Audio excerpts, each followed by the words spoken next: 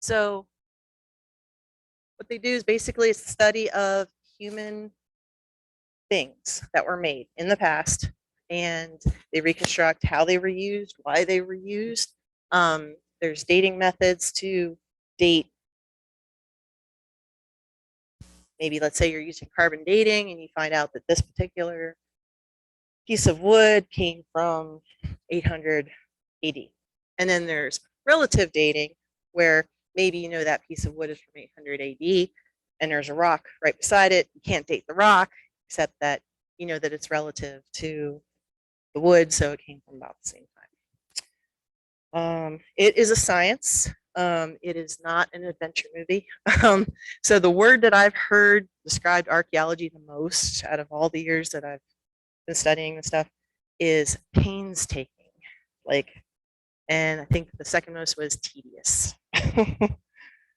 So archaeological context is the position of an archaeological find in relation to other finds on the site, including its associations, provenience, matrix, as well as what happened to it since it was buried or placed on the ground. So if it has primary context, it means that it was never disturbed. So Pompeii happened, ash covered the city. That's all primary context. Secondary context is when a find has been disturbed by a later human or natural activity. So let's say somebody digs up a knife in the middle of the field and they hand it into their local historical society. That's kind of secondary context because, okay, you might know what field it was found in, but it was removed from the spot where it was originally placed by the last person who owned it. So here's some vocabulary words. We have provenience is the location, both horizontally and vertically, that the archaeological find was positioned on the site, sometimes referred to as provenance. Provenance, there we go, thank you.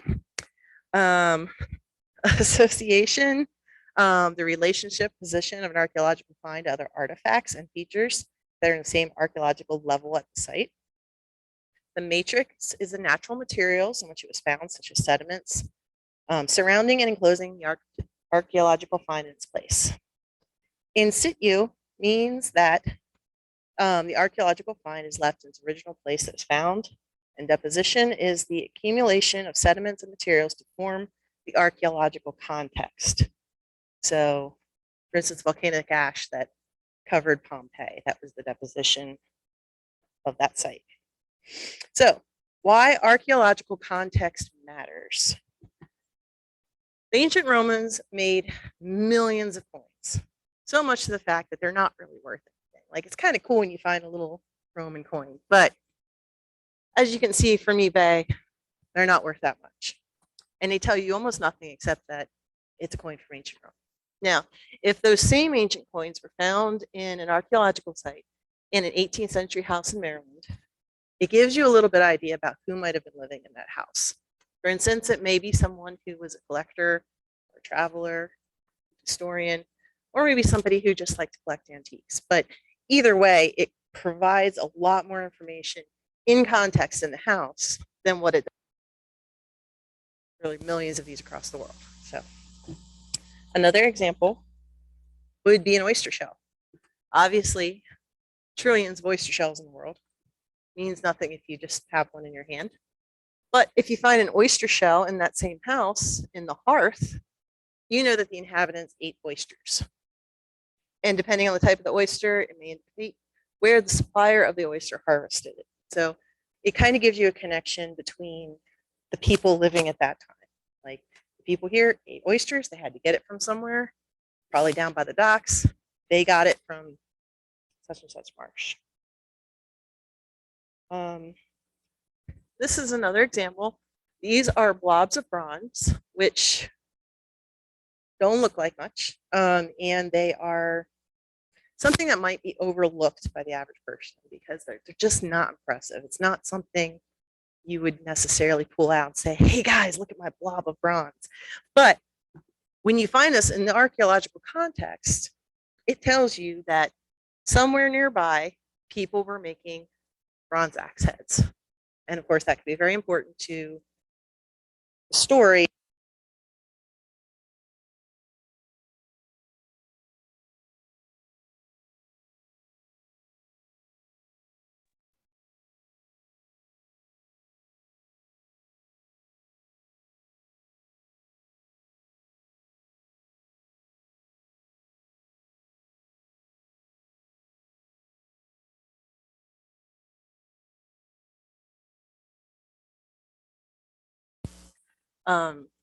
It is important to understand that context only happens once, primary context anyway, and that when you dig an archaeological dig, you're actually destroying things. There's no way to dig and not destroy whatever it is you're digging.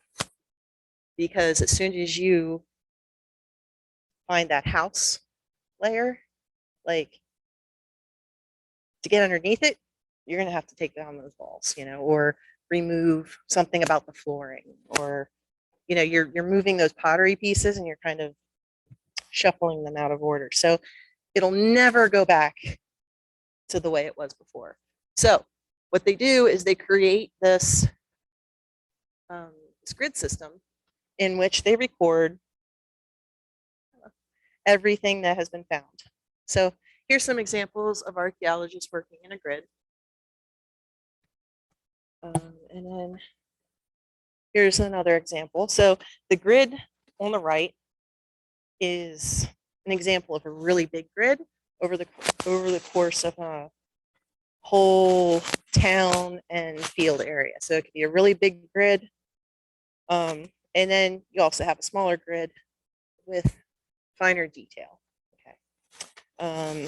You have the field journals here, which archaeologists keep in the field. Here's another example of that. So everything is recorded as it's found and taken out. So when you dig down a level and you find whatever, you make a recording of everything that's on that level, you take it out and then you record the next level, and so on. And speaking of levels, most people probably know that when you dig down through the earth, you get different levels of different types of soil and historical levels and stuff. And so that's called stratigraphy. And there's three laws of stratigraphy. The principle of superposition, which basically means that if you have two levels, the one on the bottom is going to be older than the one on the top. The principle of original horizontality. Layers were originally deposited in a horizontal position, whether or not they still appear horizontally in excavation. So basically, what that means is history is happening out like this. Okay. And now later in time, there may have been an earthquake that caused something to fall down, or a sinkhole that caused something to fall down, but history is laying out like this, flat. The principle of lateral continuity, a layer appearing in a vertical sliced view means that this layer was cut into at some point in time and part of it removed. The layer continues uninterrupted in surrounding areas. So for instance, post hole. So let's say you have a layer of topsoil and some ancient person wanted to build a tent. They dig a hole, they put a post in it. The topsoil that's on this side of the post is the same layer as the topsoil on the other side of the post. And the post interrupts that continuity. Here's another example of stratigraphy. Again, with the law of superposition, everything on top is the most recent. And you get older the further down you go. And I just realized you can't see the cursor that I'm moving around on the screen. So, as you can see, modern topsoil, then we got medieval period, Roman period, and then the Iron Age. So, and the Harris matrix was developed by Dr. Edward Harris in 1973. And it is a standardized way of labeling the layers that you find as you dig down. And so in example 1 here, this is if you cut one of those squares out and you're looking at the side wall of dirt here and you see, oops, click the slides. So you see these layers here. The boxes on the right over there, that is the Harris matrix. So when you're making a recording of what you're finding in the field, instead of drawing this whole elevation, you can just draw those rectangles and it's recorded what those layers are for future people. For anyone who also wants to study the archaeological find, you'll know that the first layer is number 1. There's a fill layer, number 2. 3 is a cut line. It's actually not a layer, but it's just the line between 2 and 4. Then there was 4, and then there was 5. So if you were another archaeologist that didn't happen to be on site that day, but you saw this in a notebook, you would know that 5 was at the bottom and it was the oldest. Here's another example, a little more complicated. So in this example, this is what I was saying earlier about like the post hole, like if someone dug down. Layer 4 and layer 5 are across from each other because they happened at the same time. They're labeled differently because of number 2. So at one point in time, somebody had dug down and cut through layer 4 and 5. This was one layer, and then someone cut through, and now we're designating it as 2 layers because it's cut through. Same thing with the floor. So you have a dirt layer, and in between that you have a floor. This, whatever this was, maybe it was a garbage dump or a pothole or a post hole or something, a hearth, cut through that floor. So now you have number 6 floor and number 7 floor across from each other. But they're at the same level, they're at the same point in time. Here's another sequence of, again, the Harris matrix is on the right. And it shows a very simplified way of labeling this.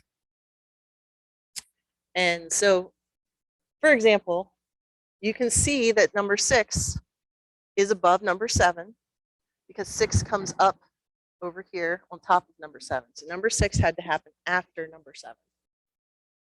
All of it happened after number 10. 10 is on the bottom. So just here's another diagram of different cuts through the layers. You have graves, potholes, walls, pits, and that's kind of what you would see in the field under those different circumstances. And the Harris matrix can get really complicated. So this is what one looks like. It's a lot more complicated than the ones we just saw on a computer screen. And these, you know, they're kind of like family trees where they can keep going. So another way that archaeologists keep context or study context is through soil testing.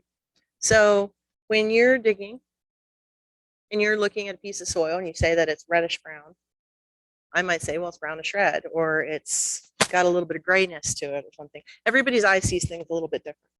So in order to standardize that, so all archaeologists everywhere are working with the same palette, we use this Munsell color chart. And so what you do is you take some damp soil, not too wet, not too dry, and you hold it up behind those holes in this book. And there's several leaves of this book. And you pick which color the soil is the closest to, and that has a value and a chroma number attached to it. And then you log that in your book. So that way, anybody who studies that archaeological report knows exactly what that soil was, and you don't have to rely on someone's eyes saying it was reddish brown. And then they also use the soil triangle, and this helps label the texture of the soil. So on this side of the triangle, you have clay, you have silt, and then sand on the bottom. And so you can graph where that texture was on what you found. Another way is photographic documentation. Very simple. People take photos in the field. When taking photos in the field, a lot of times what they will do is they will put a scale down. That's what, so this is an established scale for the site. So again, whoever comes back and sees this picture will be able to look at this and say, oh, this was 1 foot. That rock is about that size. It's about a 1 foot rock. Otherwise, if you don't have that scale, you don't know if this is like a tiny little play pit that kids were playing in or if this was a temple. So you put a scale there in your photograph. So for future record. And then you also have the arrow pointing to north. So there's also an orientation. Here's a couple more examples of graves where you have the scales, you have arrows pointing north. Again, it's all about records so people can study it later. So to recap, context is the artifact's relationship to other artifacts on the horizontal plane, artifacts vertically, the chronology within the stratigraphy, which is the dating, the type of soil where it's found, the geographic location, and chemical traces on the artifact. And all of those things can be disturbed. All those things can be lost with looting. And sometimes people don't really mean to loot, they just want to find something cool. But if you're out in the woods somewhere and you see some pottery and you're like, oh, maybe I'll just dig a little bit, see if I can find some bottles or, you know, some more pottery pieces. You are taking out the context of those artifacts. So it's just an important thing to keep in mind when you're out and about, because I know everyone gets really excited about finding things. But it's just really important to keep the context in place because you only have it once.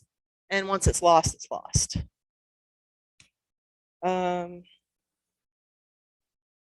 This was a note I wanted to put in here because I thought this might be something that you guys actually come across. So these petroglyphs are from the Susquehanna River in Pennsylvania at Safe Harbor, and I actually took those pictures. They're out in the middle of the river. I had to kayak out there. If you want to see these petroglyphs clearly, a good way to do it is to get a wet sponge and lightly brush over the surface of the rock. And the engravings will stay dry, the surface will get wet, and they'll pop right out there. And I say that just because it took us a little bit to figure that out. We were trying different ways to get these things to stand out. But you don't want to paint or chalk them.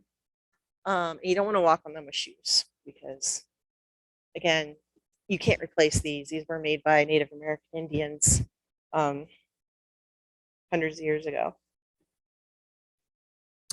I believe those were the Algonquins.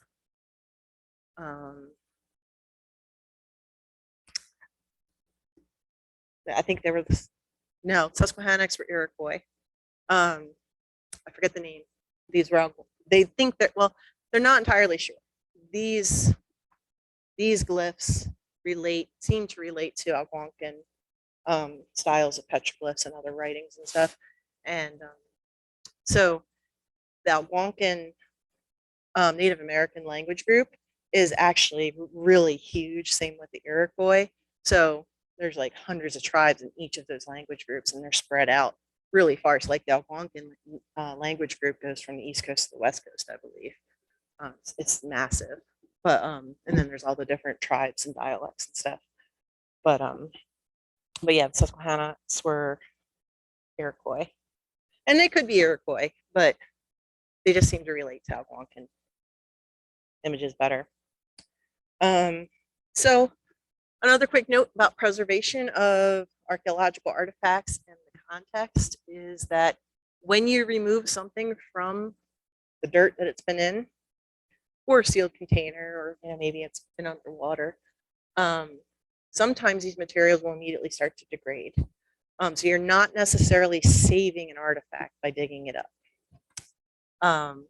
Things that can disrupt the chemical composition of other materials are oxygen, moisture, including just emitted in the air, it doesn't even have to get wet, oils on your skin, changes in temperature, and light.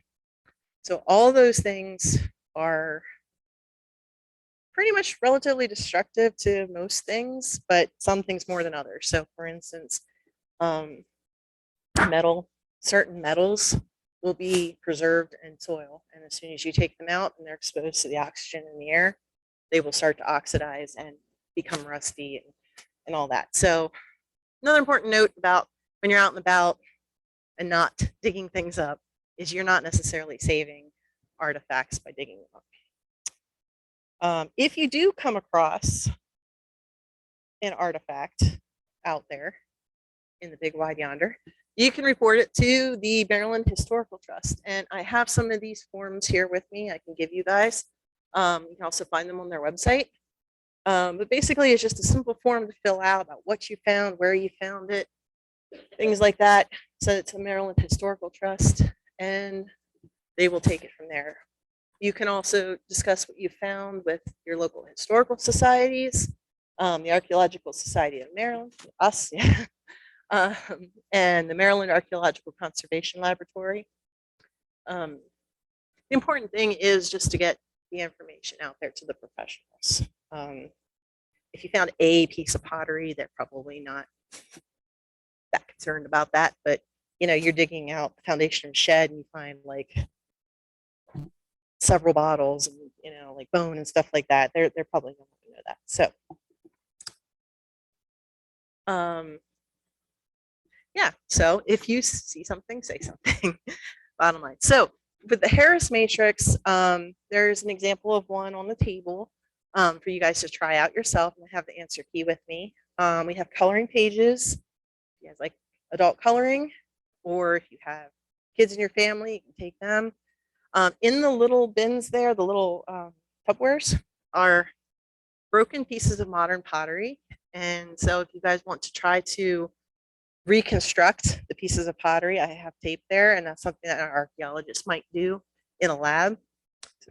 I'm sure you guys have been to museums where you see the fragmented Greek urns and stuff. And then little cups on the end there are little dig kits. So I put a couple little things inside of it, and you can dig it out, kind of like an archaeologist would. Or you can take them for kids. So anyway.